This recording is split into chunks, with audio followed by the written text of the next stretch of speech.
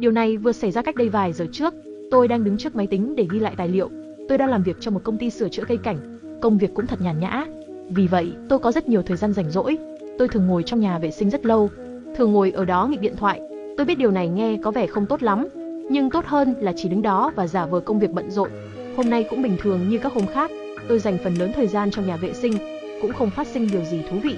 Cho đến khi điện thoại của tôi và điện thoại của buồng bên cạnh cùng phát ra âm thanh.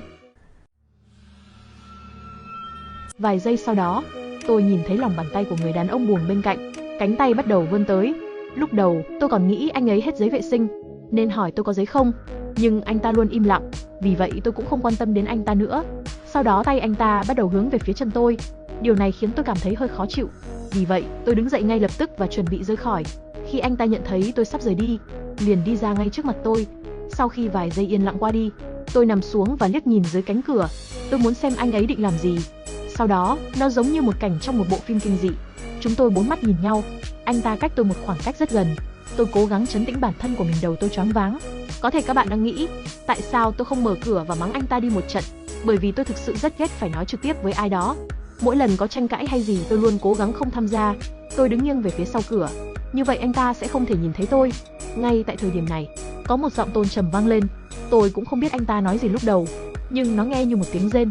Âm thanh tiếp theo rõ ràng hơn một chút. Anh ta nói anh ta muốn nhìn giấy vệ sinh mà tôi chưa xà bồn cầu. Tôi cảm thấy thật kinh tởm. Tên này đúng là một tên biến thái. Nhưng chỉ có hai chúng tôi trong nhà vệ sinh. Tim tôi đập ngày càng nhanh. Tôi biết tôi nhất định phải trốn trong này. Cho đến khi có người khác cũng vào nhà vệ sinh, tôi sẽ không bao giờ một mình đối mặt với ông ta. Khoảng 1 phút sau, cuối cùng cũng có người vào. Tôi muốn nhân cơ hội này lao ra ngoài và rửa tay. Sau đó rời khỏi nơi này. May mắn thay có một người khác đã xuất hiện, làm cho ông già này dừng hành vi đồi bại của mình. Ngay khi tôi chuẩn bị rời đi, ông ta cản đường tôi, sau đó liền bỏ đi. Tôi dường như chưa gặp ông ta trước đây. Ông ta trông giống như một khách hàng, nhưng tôi khá chắc chắn khi nghe thấy tiếng thông báo điện thoại trong nhà vệ sinh, vì nhạc chuông của máy làm việc rất đặc biệt. Vì vậy, nó chắc chắn không phải là một sự trùng hợp. Người đàn ông đó sau khi biết tôi là nhân viên ở đây, ông ta mới bắt đầu theo dõi tôi. Điều này thực sự làm tôi phát hoảng. Tôi đã không thể tập trung vào công việc kể từ đó. Tôi tiếp tục đi bộ xung quanh khu vực làm vườn, muốn xem có gì liên quan gì đến tên biến thái này không.